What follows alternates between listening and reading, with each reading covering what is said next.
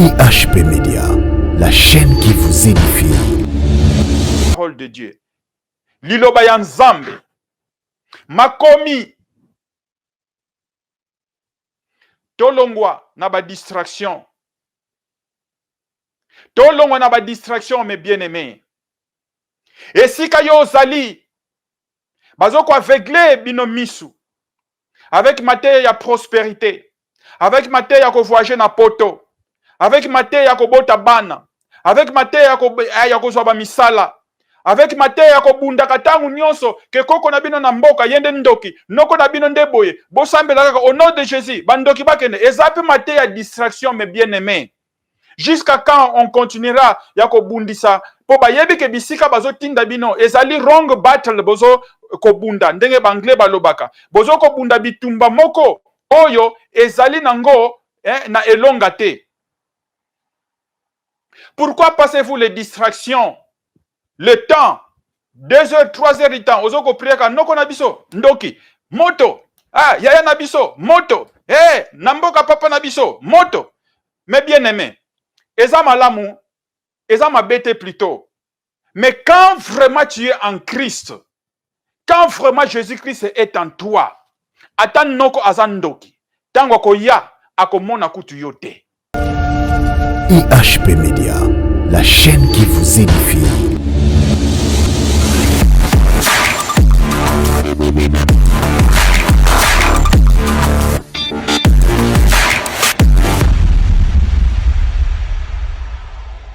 Bo yei malamu lisusu na service na biso sepeli mingi ete to solola lisusu liloba oyo Seigneur Jésus-Christ atinga à cœur.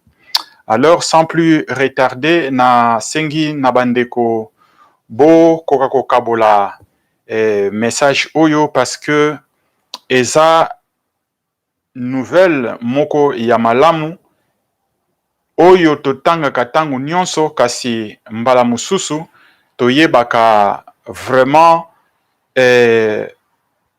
importance ya message oyo Seigneur alingaki a transmettre na biso. Merci beaucoup tika ete avant tokende na sujet na biso oyo elobi ke okanisaka ozali vrai bleu et to ozali et faux bleu. Soki tokoki kobalola yango na terme mususu okanisaka ke ozali vrai serviteur de Dieu to ozali faux serviteur de Dieu. C'est vrai lelo oyo ezali na mutu moko te akoki kondima ke azali mosaleli ya Nzambe ya mabe. Moto nyonso akoloba toujours que azali mosaleli ya Nzambe oyo aza approuvé. Kasi avant tokende na muzindo na lisolo na biso na sengi ete nakoka ko senga présence ya Molimo Mosanto po sans Molimo Mosanto tokoki ko comprendre li lobana yete. Seigneur Jésus-Christ, notre roi et modèle, alobaki ke botika ngai na kende po soki na kei epai na ye yende akosala ke nakoka kotindela bino un assistant oyo akozala na bino tangu nyonso oyo akokamba bino pe akolakisa bino oyo bokozala na ngona posa pona koloba pe ye mutu akodirige bino pendant absence na ngai. Yango wana Molimo Mosanto il faut tobelelaka ye tangu nyonso. Molimo Mosanto fo tosengaka ye tangu nyonso lolenge nini asengeli kodirige biso. Sans ye toko transmettre connaissance na biso humaine mais toko transmettre connaissance céleste te. Alléluia. Yango wana tobondeli. Seigneur, roi de rois, tu es un Dieu merveilleux. Oh Yahweh, yo mokeli ya likolo pe lola, pe bikelamu oyo emonanaka po oyo emonanaka te, tobeleli ete nguya na yo ekwa kokita kati na biso. Tika ete message oyo ochenga à cœur nakoko partageango po esunga ndeko moko, akoka koyeba ete soki azali réellement vrai bleu to azali faux bleu. Seigneur, tika molimo mo santo azala na mutu oyo azolanda message oyo pe kimia ezala kati na mabota na bango. Tika ete présence na yo ezala absence totale ya munguna na makanisi na biso, na âme na biso, na esprit na biso pe na nzoto na biso ya bomoto. Merci, Roi d'éternité. À toi l'honneur, la puissance et la gloire, car tu es saint, saint, saint, le Dieu d'éternité. Merci, Seigneur Jésus. To bondeli pe to sili koloba. Amen. Alléluia. Okanisaka ozali faux bleu to vrai bleu. Mutuna oyo ezoko semble un peu stupide, mais en réalité, ezali solo oyo tozali kolekisa na mikolo na biso oyo. Seigneur Jésus-Christ aye pe aye ko pesa liloba oyo na sous forme ya parabole epa ya ba disciple na ye. Bandeko na ngai sans plus retarder to fongola Bible na biso po oyo ezali plateforme to bengi yango drink the water of life. Na lingala tokoki koloba mela mai ya bomoi. Tozoko basé enseignement na biso na kati ya la Bible. Tozoko basé enseignement na biso na fondation au Seigneur Jésus-Christ atikelaki biso. Alléluia. Matthieu chapitre 13. Matthieu chapitre 13, le verset 24, 30. Matthieu chapitre 13, verset 24 à 30. Seigneur Jésus avandisi ba disciple na ye. Toloba avandisi yo na ngai. Alobi ete le royaume de cieux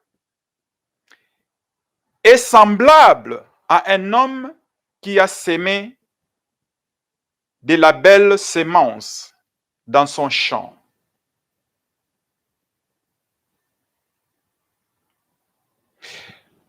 Bokonzi ya lola ezali lokola moto oyo aye aloni bleu na ye na kati ya bilanga na ye. Atindi basaleli na ye alobi bokendo kolonela ngai bleu. Basaleli bakei baloni bleu. Tokiti na verset 25. Pendant que les hommes dormaient, son ennemi est devenu et a sémé de la fausse herbe par-dessus au milieu du bleu et s'en allait. Mosala et salami malamu. Travailleurs ba sémé vrai bleu. Bazongi na bango na bandaku na bango. Bakeko la la pongi. Na kati ya butu. Muto mususu mupaya aye kolona lisusu na kati ya bleu oyo ba vrai basaleli baloni aye kolona. 26. Quand la plante a germé et produit du fruit, alors la mauvaise herbe est apparue elles aussi. Tangu bleu et bandiko bima. Après, matiti mususu ezalaki loko la blé et bimipe. 27. Les esclaves du maître de la maison se sont donc avancés et lui ont dit, Maître, es-tu pas semé de la belle semence dans ton champ?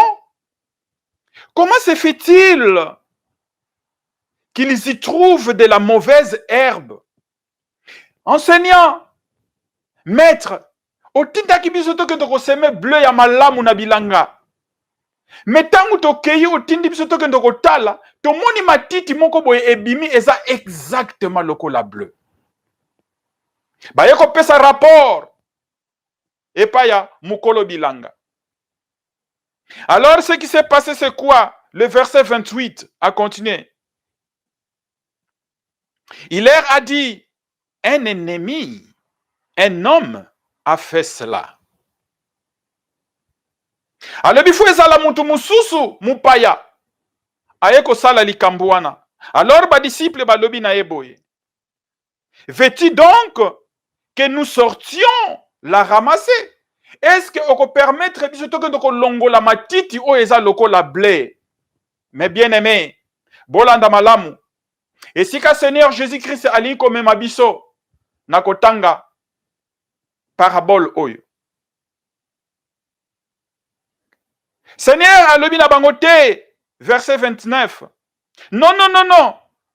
Pour que vous ne risquiez pas à ramasser la mauvaise herbe et déraciner le vrai bleu aussi. Alléluia. Lokola ezali bleu, mais mususu ebimi eza lokola bleu, botika yango ensemble ekola. Alléluia. Botika yango, po soki bokei sikoyo, eza risquant po bo déraciner pe vrai bleu oyo elonami. Parce que c'est semblable. Alors, ayeko continue dans verset 30. Laissez-les et croître ensemble. À l'époque de la moisson, je vous dirai, ramassez la bonne et ramassez d'abord la mauvaise herbe et liez-la en botte pour la brûler. Puis mettez-vous à ramasser le bleu dans mon magasin. Alors, bibotika yango, ekola ensemble. Tangu ezoko kola ensemble. Na mukolo ya moisson, ekoyebana wapi o eza vrai bleu, na wapi o ezali faux bleu. Na ko pesa bino permission na ngonga wana. Bokendo kolokota d'abord o ya mabe. Bokanga yango, bo liengo na babot. Bobuaka yango. Me bobuaka yango kaka te. Po soki bobuaki yango esike kokende lisusu kuna, c'est risquant et germain. Mais na ko pesa bino permission. Botumba yango.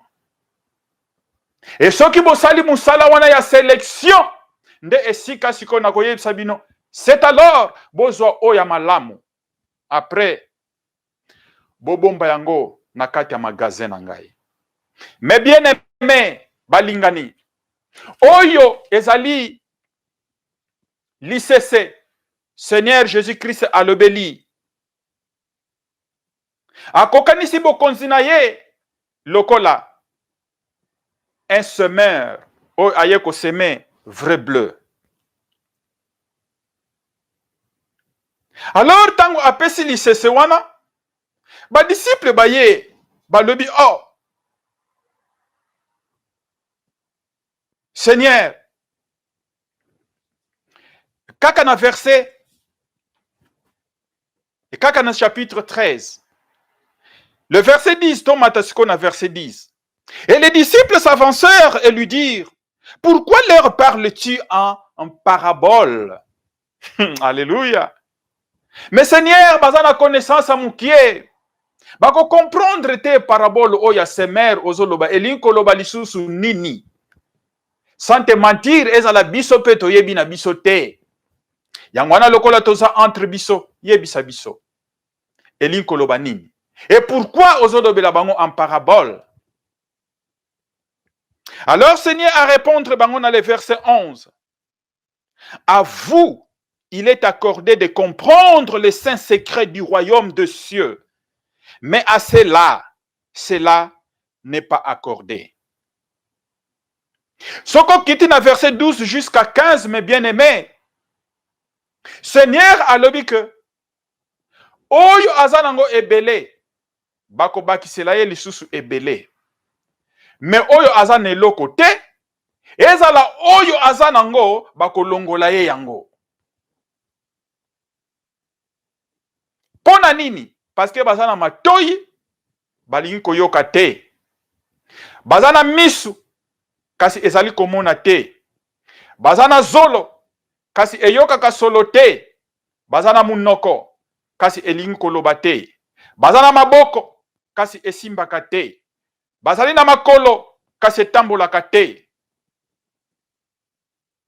Yango nde prophète Esaïe alobelaki. Soko kiti na verset 15. Yango prophète Esaïe alobelaki ke bato lolenge wana Nzambe asali nini akangi sensibilité na bango po ba comprendre ba saint secret céleste te. Alors référence ezali Esaïe chapitre 6 le verset 9-10. Yangwana Seigneur après avoir koyebisa bango alobi bon lokola ezali ba saint secret ezali permis justement po bino yangai boye ba yango nazali koyebisa bino boye bozwa sikoyo bakiti na bino bovanda napesa bino explication ya bleu oyo ekonamaki na bilanga ya malamu pe munguna aye na butu aye koseme lisusu ya mabe. To continue sikoyo toyeba signification ya proverbe oyo et puis allusion nini tokosala yango par rapport ya époque na biso oyo tozana yango. C'est vrai que Seigneur Jésus-Christ alobeli yango pe na époque na biso tangu azokoloba na ba disciples, c'était à notre époque. Matthieu chapitre 13 toujours, tozonga na verset 37. Alors il leur dit, le semeur de la belle sémence, donc de vrai bleu, c'est le Fils de l'homme. Alléluia. Le champ, c'est le monde. Quant à la belle sémence, ce sont le Fils du royaume de Dieu. Mais la mauvaise herbe, ce sont les fils du méchant. Verset 39. Et l'ennemi qui l'a sémé, c'est le diable. La moisson, c'est l'achèvement de ce système de choses. Et les moissonneurs, ce sont les anges. 40. De même donc que la mauvaise herbe, soit on peut appeler ça le faux bleu, est ramassé et brûlé au feu. Ainsi en sera-t-il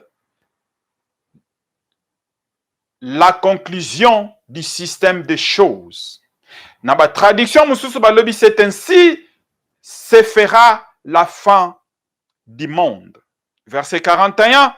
Le Fils de l'homme enverra ses anges et il nous ramassera hors du royaume des cieux les choses qui font trébucher et ceux qui comprennent, ceux qui commettent plutôt l'iniquité. 42. Et ils les jetteront dans les fournaises de feu. C'est là que seront leurs pleurs et leurs grincements de dents. 43. En ce temps-là, les justes resplendiront comme le soleil dans le royaume de leur Père. Que celui qui a des oreilles écoute ce que l'Esprit Saint a dit. Mais bien aimés,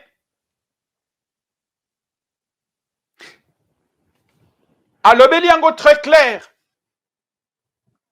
alobi très bien, Seigneur Jésus-Christ aye na mokili oyo etant que moloni apesi mateya oyo eza na base ya ba écriture.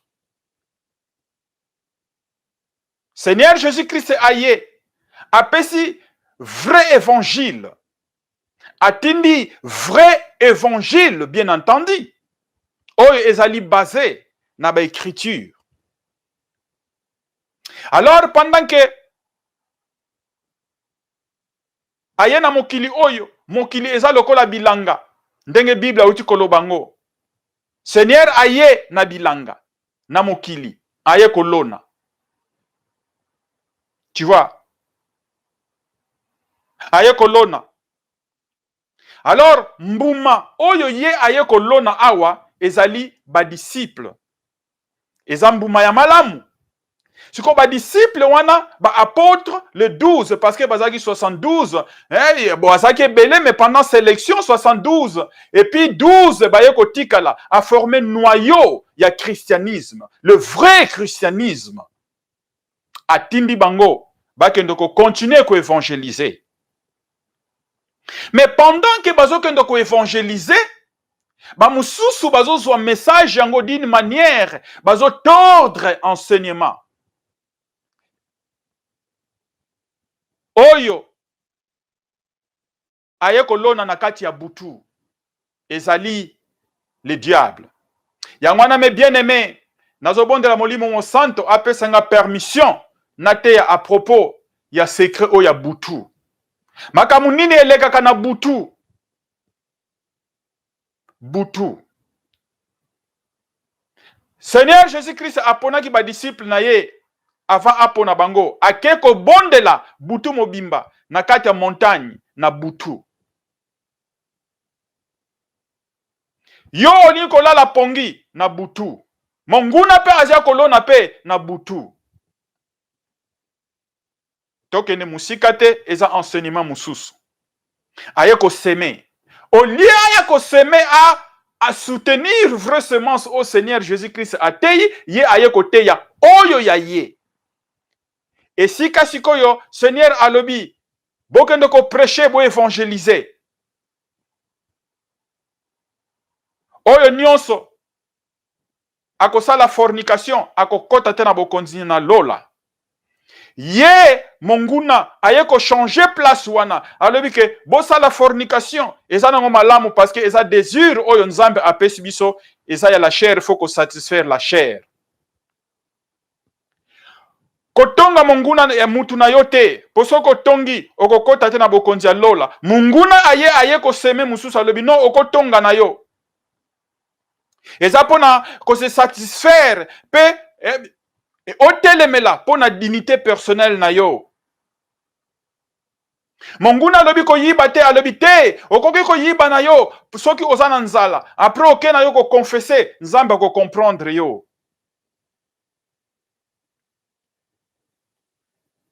Tout ce qui était le vrai évangile ye aye ko modifier yango.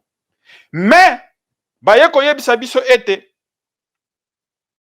enseignement oyo ezali tellement na tangu na biso oyo. Yango nozomona mes bien-aimés. Laisse-moi vous dire ouvertement. Ba église eza ebele na mokili. Ba musulman bazali, ba bouddhiste bazali. Eza ebele toko kotanga yango te. Mais je n'ai jamais vu église oyo eza na kati ya confusion totale te soki eza christianisme te. Christianisme eza na confusion totale. Il y a des faux prophètes, des faux pasteurs, des faux enseignants, des fausses prophéties, des faux bishops. Et tout ce monde-là, ils se contredisent toujours. C'est ça le mauvais blé. Seigneur Jésus-Christ a levé la kango très bien. Et puis, ayebaki yango très bien que c'est ça qui va se passer au dernier jour. Mais bien aimé, yango wana ayekoloba ete, il faut discerner chaque esprit. Oko discerner chaque esprit na nini soki olinko tanga liloba ya nzambe te. C'est la Bible. Est-ce que enseignement oyo bino bozali kozwa eza vraiment basé dans la Bible? Ezali vrai bleu ou bien eza faux bleu? Alléluia. Ba message oyo yo ozali kotanga pour nourrir âme na yo. Est-ce que ezali mai ya malamu to eza mai ya mabe? Mais bien aimé, il y a une confusion totale. Yangwana ba ange na ebandeli balobi que non Seigneur, il faut to longola yango. Sinon, ezo confondre vraie semence oyo okeko semer. Ye alobi na bango te botika bango. Na mikolo ya suka ekoyebana nani oyo azali koteya mateya ya solo pe nani oyo azali koteya mateya ya mabe. Mais bien aimé, le bleu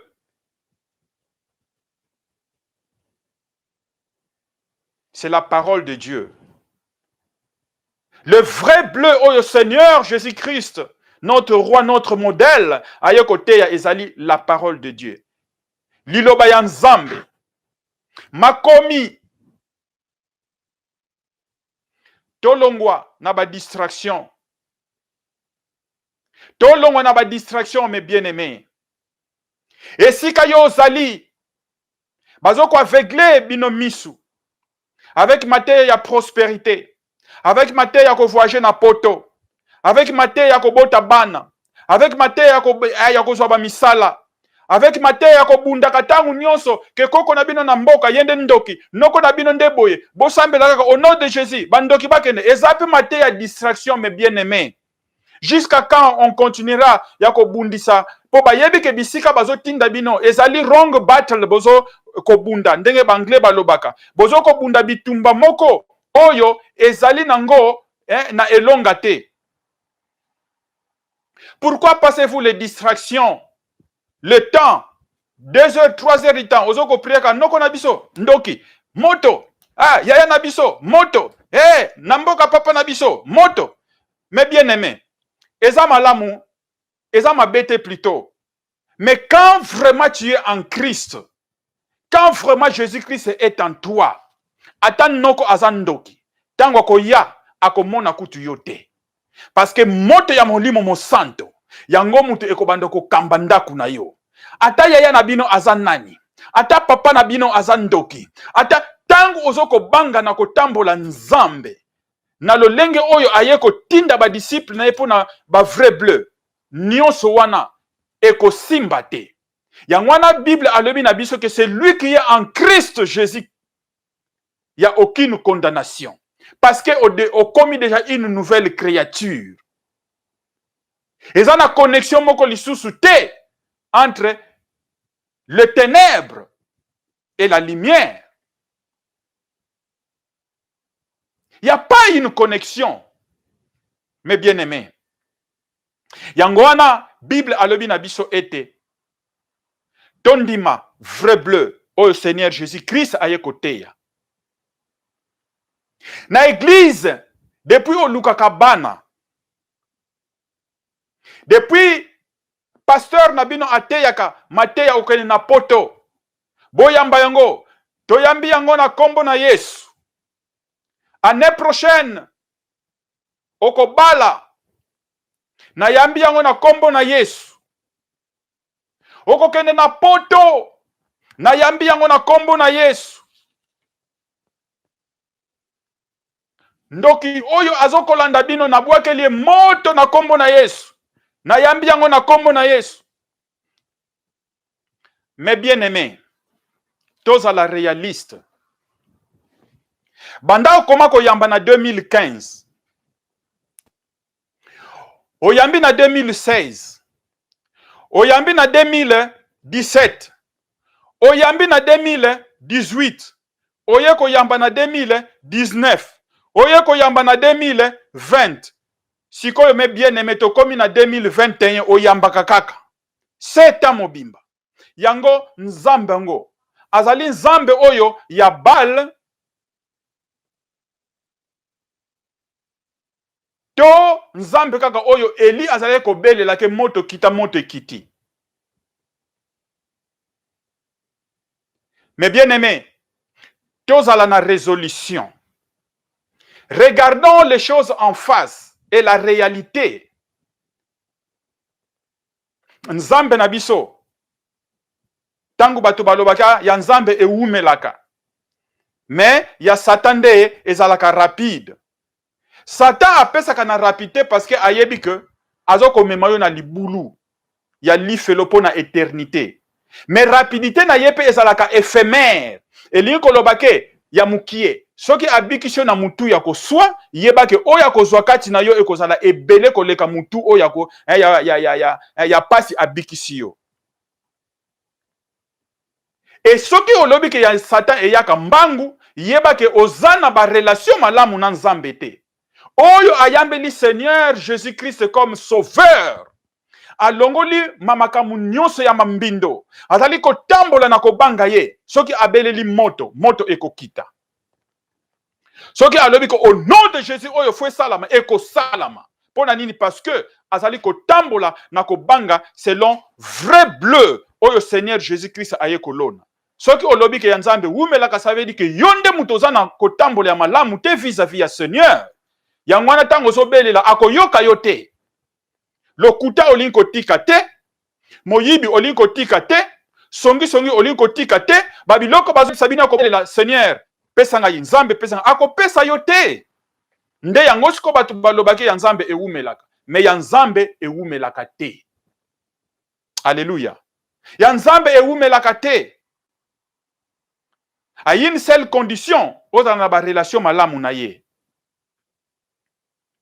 Yangwana totuni mutuna. Est-ce que ozali vrai bleu to faux bleu? Lelo batu ebele pe bazali kokanisa eke bazali kosalela nzambe. Lelo mingi bazali kokanisa ke bazali ba vrai bleu. Mais laisse-moi te dire, mbala mususu ce n'est pas ndenge yo ozali kokanisa. Tozo exemple ya mutu moko o babengaki Saul de Tarse. Lelo oto yebi na kombo apôtre Paul. Apôtre Paul prétendait servir Dieu avec enthousiasme et zèle. Il se disait qu'il servait Dieu quand il était encore dans la religion judaïsme. Yende kutu mutu azalaki présent na liwa ya Étienne.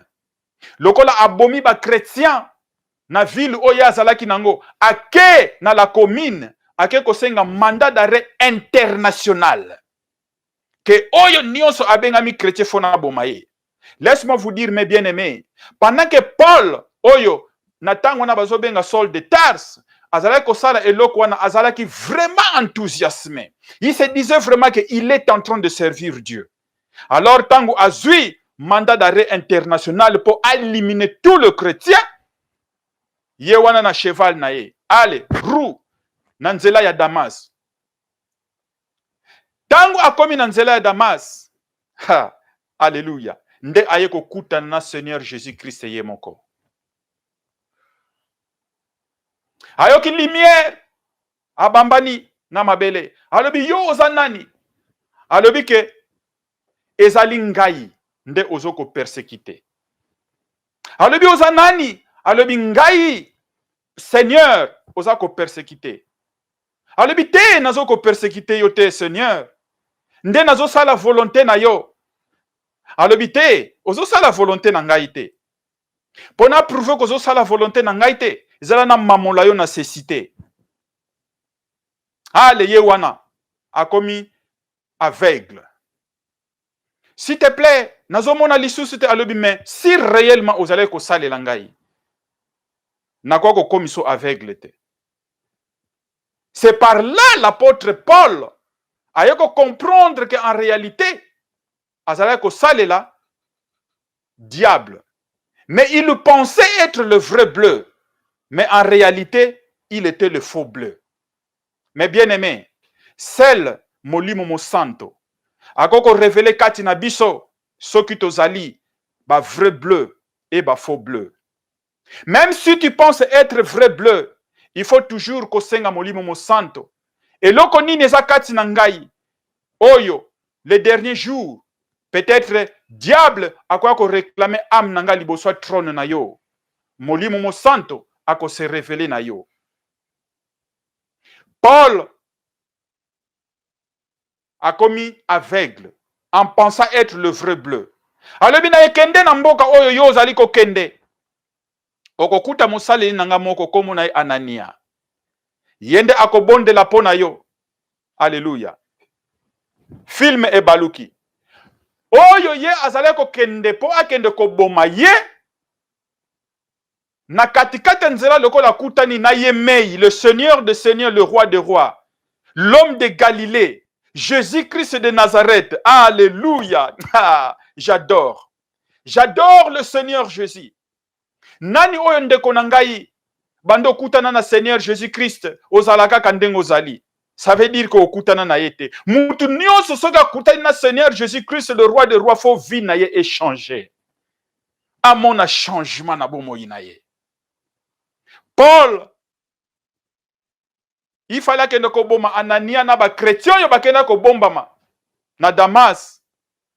Mais au lieu sikoyo akende po akende ko boma bango akutani na ye mei na nzela. Bit ya voyage échangé. Il faut sikoyo akende à comprendre que ye aza faux bleu. Il faut sikoyo akende ko mona oyo ye azale ko kanisa ke eza faux bleu nzokande yango nde eza vrai. Tango akomi liboso Anania abeti porte bayoki voix ya Paul. Munguna nde yona lobi te bobanga te. Na ye kokutana na ye mei na nzela. Nde alobi nanga ke ngande naza faux bleu. Bino nde boza ba vrai. Mais bien aimé, est-ce que osambelaka Saint-Esprit a révélé katina yo ce qu'osa vrai bleu ou bien osa faux bleu? Ce qui réellement osali kotambola na kobanga ye. To oyo yo ozali kosala eza vraiment en conformité à par rapport à liloba na ye oyo. Soki tozali kosala yango te, mes bien-aimés. Seigneur Jésus-Christ a ye ko conclure. Alobi ke ba moissonneur akotinda bango na tangu ya suka. Boyoka malamu. Tangu yangoyo ya suka tozolobela. Tangu nde yangoyo ya suka. Récolte ebandi ko salama déjà. Disons partage ezali ko salama déjà. Na sens que bleu si ekoli. Mokili ebandi ko mona déjà wapi oyo eza vrai bleu et wapi oyo eza faux bleu. Pololo trompette ezo betama déjà. Etikali trompette ya suka. Balobi na biso ke ba récolteur ezali ba ange. Ba komi déjà prêt. Bazozela nzambe apesa bango faveur. Ke bokita sikoyo bokendo ko kanga nanu oyo ya mabe. Bokanga yango na babot. Kuna nde to kobwaka yango na lieu de tourment. Esika ekozala pleurs na grincement de dents. Mais bien aimé, tangu yango tozwa position. Ozali vrai bleu to faux bleu. Oyo yo ozali ko kanisa ke eza nango eloko te, nzokande ça fait partie ya basine ya ba faux bleu. Tangu yango to se purifier, mes bien-aimés. Tangu yangoyo. Alléluia. Yango message. Kolo apesi ngai na tongo ya lelo. Naya kotuna bino.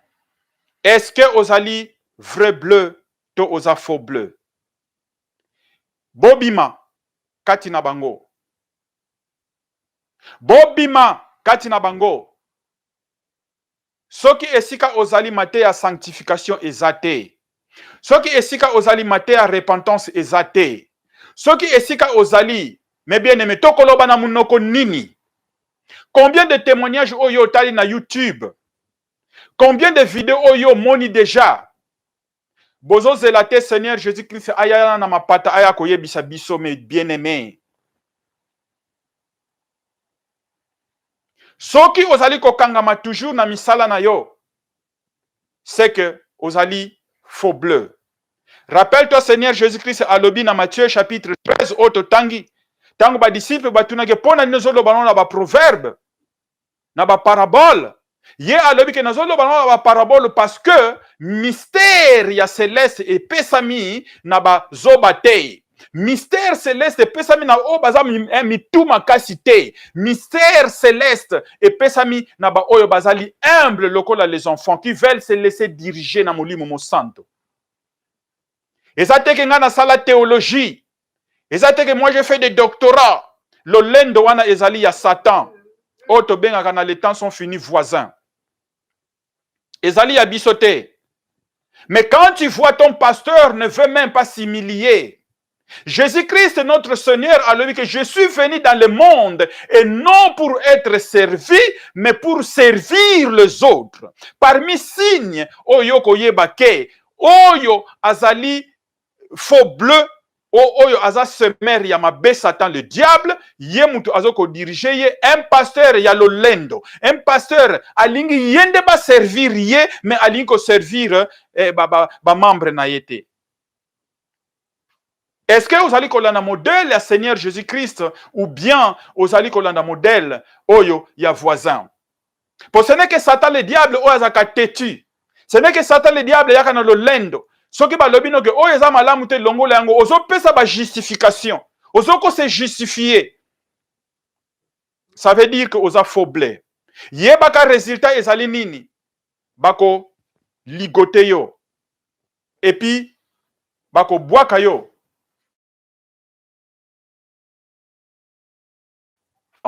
Et plaire pour l'éternité. Mais bien aimé, nali yango suki sa toujours na verset oyo. Psaume chapitre 90 verset 10. Espoir yako vivre na mutu. Ezali 70 ans. O ba français ba bengaka. Biso ba belge tolobaka 70. En cas ya extraordinaire ya puissance na ba obazomela ba kisi na ba nini to na ngolu ya nzambe okokene na ba 80 et voire un tout petit peu plus. Boyebi na tango kala bato bazala ko vivre combien de temps? Bato bazala ko vivre plus ya ba 900 quelques ans. Exemple ya Metushela. Pona nini vie ya mutu ekitaka âge na ye ekitaka toujours til lelo to komi na ba 70 ans. Pona matoi elinko yoka te.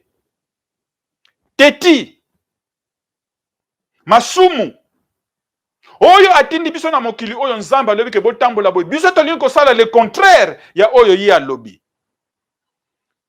Nzambe po alakisaki ata nzambe azodiminaka ba âge na biso.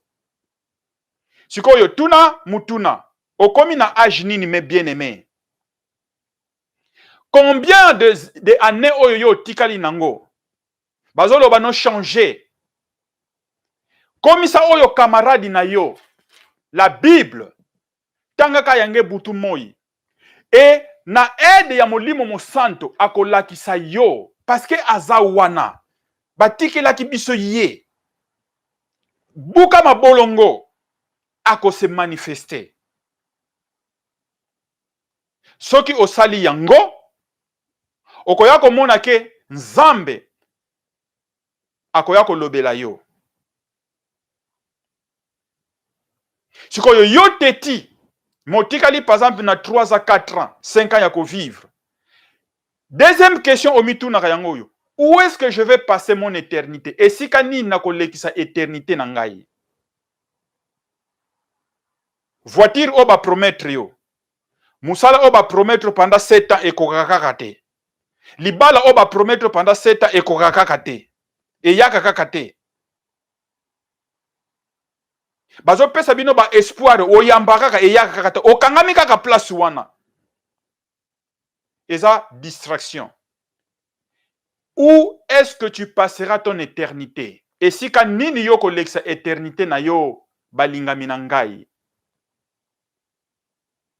C'est le temps de prendre la décision. Alléluia. C'est le temps. Merci Seigneur Jésus. Ozali vrai bleu to faux bleu. Moko na biso aza capable pendant 43 minutes oto sololi à répondre pour na yemoko. Mais chance ezali tangu misu oyo nanu elalite, tangu munoko oyo nanu ekangamite, chance ezali pour que tolongo na biso pe faux bleu, tokoma na biso pe vrai bleu.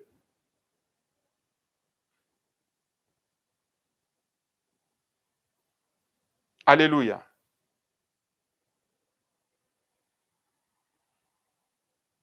Jusqu'à quand continuerez-vous à clodiguer entre des opinions?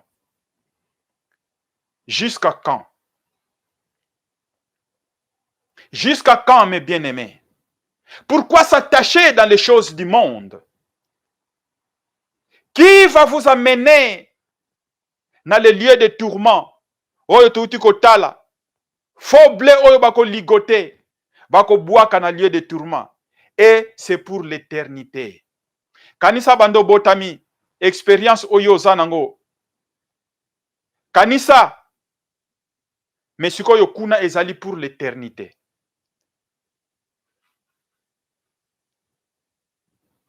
Briser âme na yo. Briser bomoto na yo. Leka na brisement. Tika biloko oyo ezali kosala poids pour que okima mbangu. Ba ange ba komi prêt. Seigneur Jésus-Christ alobi na Matthieu. Bazia ko ligoté nanu ba oyo baza ba faux bleu. Alléluia. Merci Seigneur Jésus. Bokabola message oyo. Bokabola yango. Nakosenga ete social media alekisa yango pe pour que message à sanctification, message à dépouillement, message à brisement, message à pureté. Yango nde toza nango besoin. Atako tozo so ba attaque butu moi, mais Yesu Kristo aza elonga. Aza elonga. Aza elonga. Eza la butu, eza la moi, ye mutu azo bundela biso.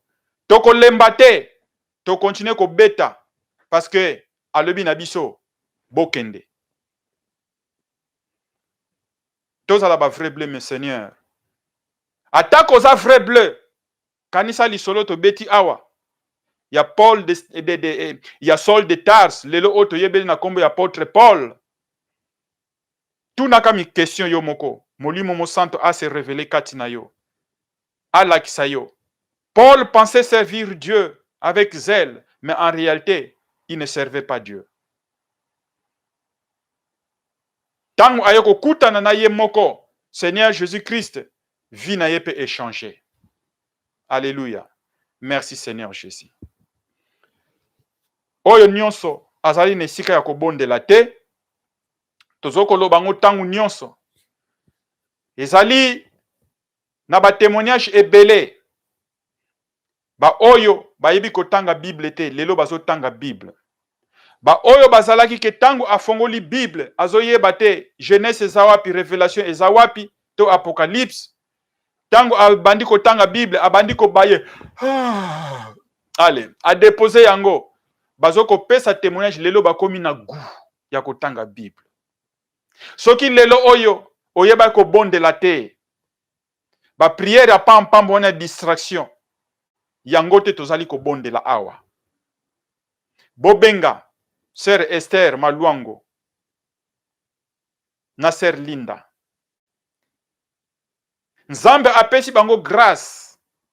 Apesi bango appel international pour na ko réunir ba vrai bleu. Je dis bien ba vrai bleu. Yangwana mama Linda lo bango tangu nyonso. Que soko zano mwana voisin eliko lobaki ya diabulu. Koyano kuna te poko yoka soni. Kuna eza déjà bato bazana volonté ya kolanda Seigneur Jésus-Christ ba oyo ba mikomisi bana mikie po ba mitambwisama. Parce que ezali place molimo mo santo alakisa kingai pona ko préparer bato pona enlèvement. Pona ko préparer bato na grande tribulation après enlèvement koya. Base, c'est la Bible. L'obéissance vaut mieux que le sacrifice. C'est la Bible. Alléluia. Merci Seigneur Jésus. Ba numéro eko s'affiche place wana. Tika ete oyo nyonso azana posa ya ba prière akwa kobenga. Organisation eza parfaite. Ba témoignage ezali kopesama. Ba oye kundama na ba mboka wana esika bakanga yo. Batu bazozala délié kaka na mabondeli. Vous vous rappelez nde na lobaki avant nyonso wana secret ya ba prière a butu. Po nyonso oyo elekaka awa ebandaka na butu avant ya komonana physiquement boye. Yo na butu oli kolala ba pongi. Ndenge nini diable asakana na yo te. Mais soki otelemi olobi na Seigneur Jésus ngai yo na yo kopesa butu na ngai epai na yo. Na yo kopesa pongi na ngai epai na yo. Atako bakanga yo wapi. Atako problème nino zo traverser nango. Tala ba témoignage eza ebele. Boya na les temps sont finis, mes bien-aimés. Tobondela. Oyo nyonso olukaka bambula na bambula okozwa yango. Parce que okozala attaché na Nzambe. Soki Nzambe na bino alobaka te, Nzambe na bino azoko se baser na ba maloba moko a futilité, kuna Nzambe alobaka. Pe ayaka ko visiter biso chaque jour. Mais bien aimé, tika ete Nzambe apambola bino, tika ete molimo mo santo a se révéler na bino soki ozali vrai bleu to ozali faux bleu. Merci Seigneur Jésus. Nakanisi ete mutu moko aza béni to kabola message oyo na plateforme nanga oyo bato belé baza vraiment béni.